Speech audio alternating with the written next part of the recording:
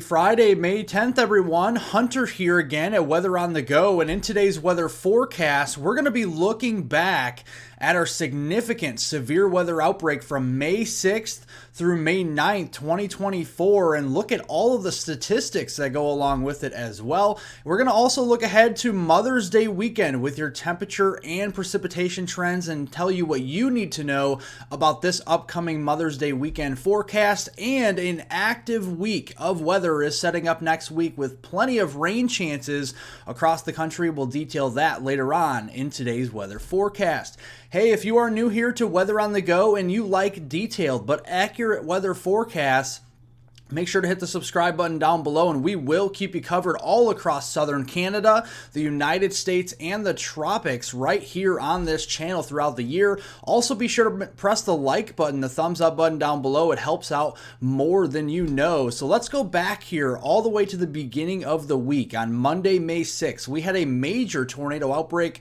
across the Plain States here into the Missouri Valley, even a tornado over here into western Pennsylvania.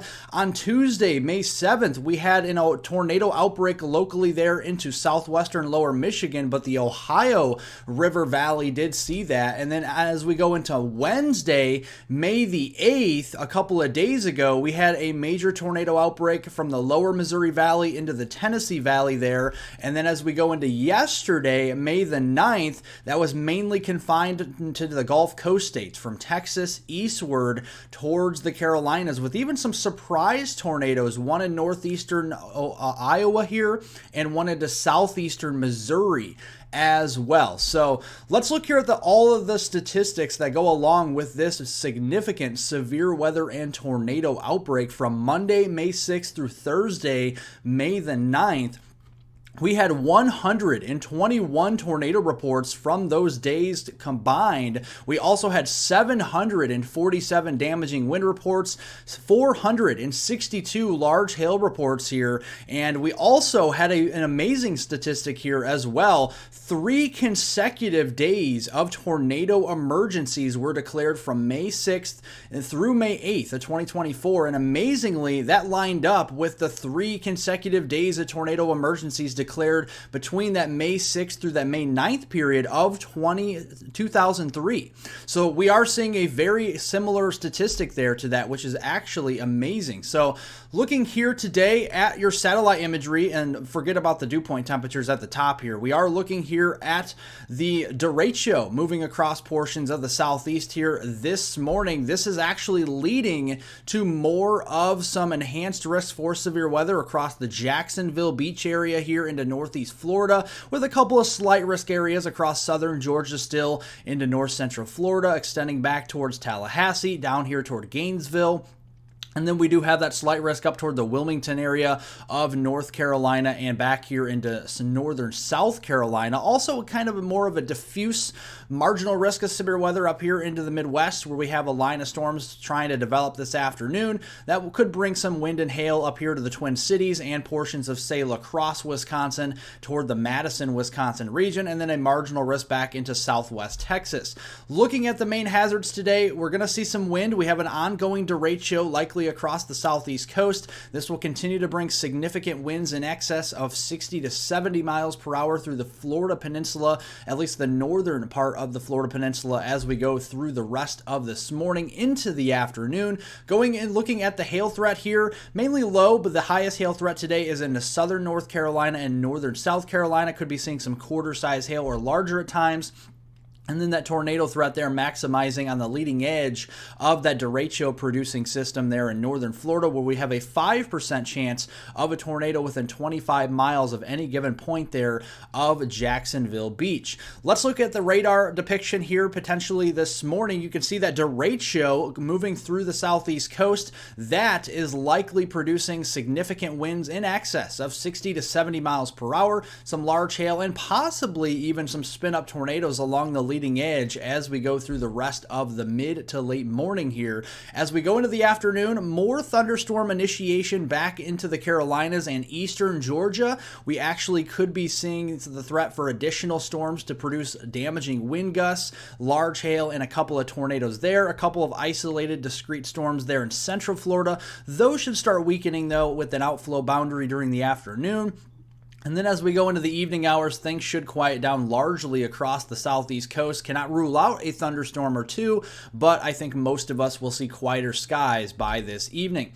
Let's look at the rainfall amounts. This is your additional rainfall accumulation through your Saturday morning time frame, and you can see some very heavy rains coming out of that derecho producing system across southern Georgia into northern Florida here, and even up towards the coastal Carolinas. We're seeing some pretty decent rainfall here in excess of a quarter to half an inch. So definitely watching out for some flash flooding, especially for our friends and family down here in southeastern Alabama, southern Georgia, extreme southern South Carolina, and North Florida here. So from the Dothan area there into southeastern Alabama and towards the Savannah, Georgia, Brunswick area, and then down toward Jacksonville, Jacksonville Beach, the Tallahassee region, and back toward Pensacola and Panama City. We'll be keeping close tabs on the flash flooding threat through Saturday morning.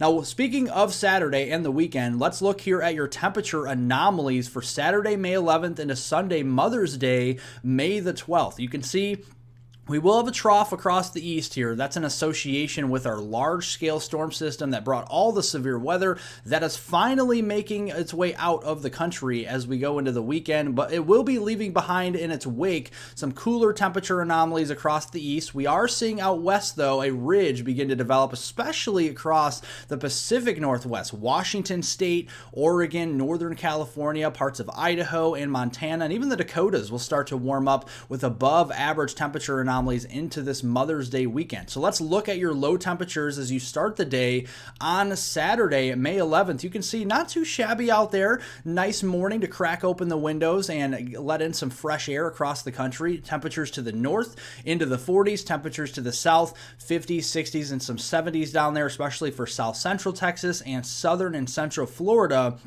Waking up to the 70s there on Saturday morning. Saturday afternoon, a delightful afternoon of temperatures. Look at that across the middle of the country, 70s and 80s, all the way up there to the U.S.-Canadian border, all the way south to portions there of the U.S.-Mexico border and the Gulf Coast as well. So a delightful afternoon on Saturday for temperatures. Sunday morning, Mother's Day morning, a tad bit warmer across the country. We'll wake up to temperatures a good 5 to 10 degrees warmer than you'll see Saturday morning, and that will be a higher springboard of which to start, as we'll have temperatures rising well into the 80s across the Midwest, potentially even the middle 80s there in the Twin Cities. As we go into Mother's Day afternoon, 81 in Des Moines, 81 in Cedar Rapids, and 81 down here as well into St. Louis. So enjoy the warmer weather as we go into the weekend. And looking at the severe weather setups this weekend, they're going to be few and far between. We have a marginal risk level 1 out of 5 out here into West Texas, extreme southeastern New Mexico on Saturday, mainly for wind and hail. And then on Sunday, May 12th for Mother's Day, there is a level 1 out of 5, a marginal risk from the panhandle of Oklahoma, southwestern Kansas, all the way down through the eastern panhandle of Texas, central Texas, and toward coastal Texas. We'll keep very close tabs on this, but I think this was mainly wind and hail with some isolated thunderstorms that could become severe.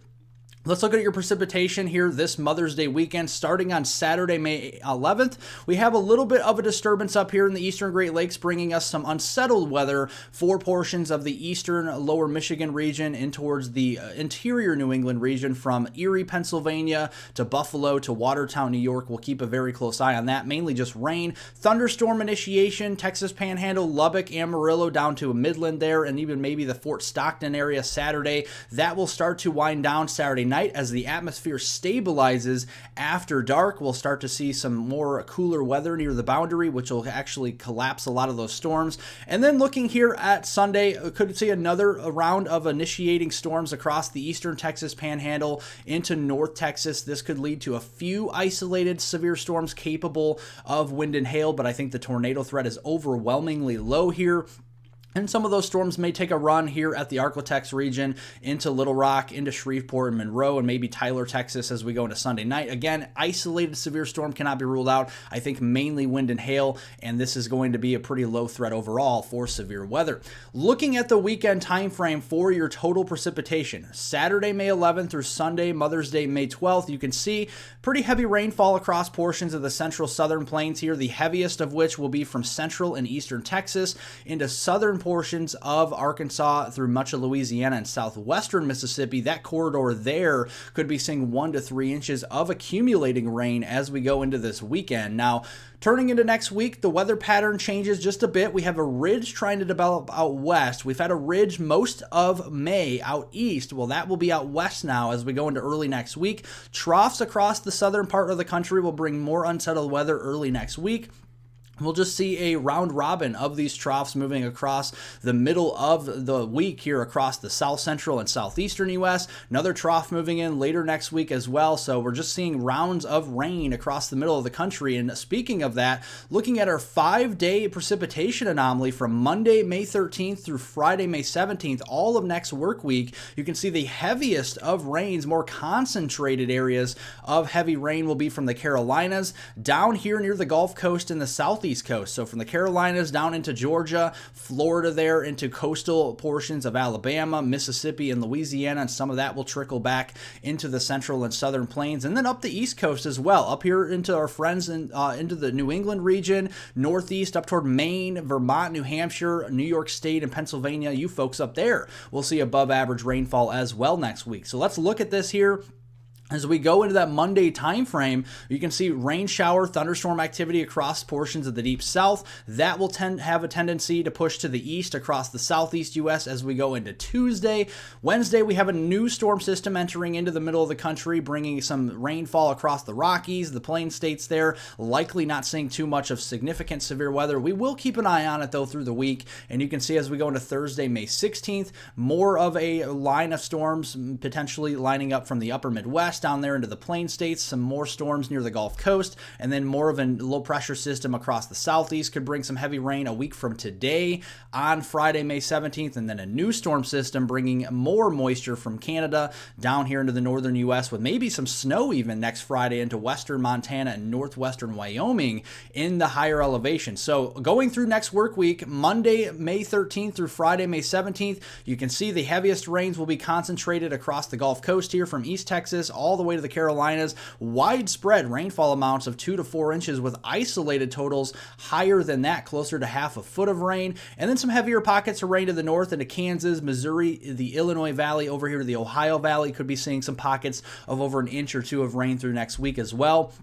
Going into late May, yes, we still keep that ridge out west. We keep the troughs out east there. So that means warmer weather will be out west as we go into late May. As we go into late May out east, it'll be cooler, and you can see it'll be more active from Maine all the way down to Florida and everywhere in between across the eastern seaboard. A little bit drier, though, across portions of Texas and the Four Corners region. And you can see here that is verified by the Climate Prediction Center, our experts that are doing a hard work over there at putting these 8 to 14-day temperature outlooks out. You can see warmer temperatures across the west with very nice temperatures out there if you like warmer weather. And then the active weather will be out east with those troughs from Florida to Maine and everywhere in between, above average precipitation. That is also verified by the experts of the Climate Prediction Center, though, as we get into that, especially 17th through the 23rd time frame and probably beyond as well. Drier weather from the Four Corners region down into West Texas and South Texas as we go into that period.